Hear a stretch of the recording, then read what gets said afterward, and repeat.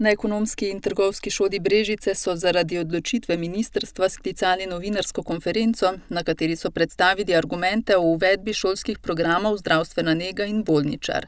Direktorica šole Mojca Tomažin pravi, da je Posavje kot obmejna regija popolnoma deprivilegirano področje glede ponudbe srednješolskih programov. Pogoji, ki jim mi zadoščamo po našem mnenju, so najprej prostor. Mi imamo napol prazno šolo. Nekoč je bilo tu 800 dijakov, zdaj nas je 299 in moramo oddajati potem te prostore, kar je neekonomično.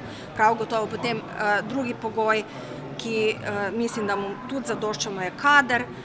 Mi z obstoječim kadrom že lahko večino tega programa pokrijemo, nekaj malega bi še potrebovali za specialne vsebine, to je kakšno diplomirano medicinsko sestro, ki bi jo pa tudi sigurno dobili v okolju.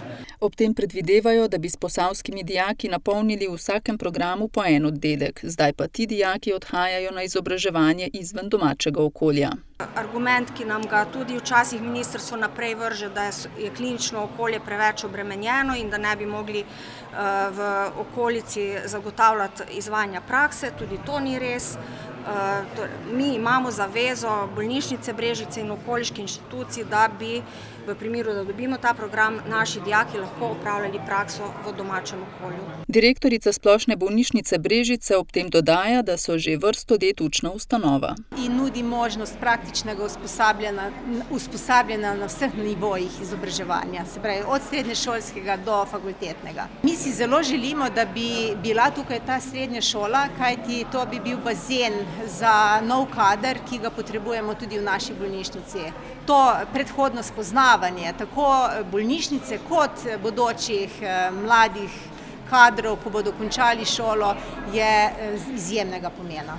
Na novinarski konferenci sta sodelovala tudi posavska poslanca v državnem zboru Igor Zorčič in Tomaž Lisec, pa tudi brežiški župan Ivan Molan. Slednji meni, da sta si tako državna politika kot lokalna skupnost enotni, da v Brežicah potrebujejo nove programe. Predvsem smatramo zato, kajti dejansko so potrebe po teh kadrih, dejansko je tudi, da veliko naših učencev se vozi v druge regije na šolanje, prav tako pa seveda bi s tem tudi pripomogli predvsem šoli, ki ima tako kapacitete bolnica, pa tudi da možnosti, da se lahko tudi izvaja praksa.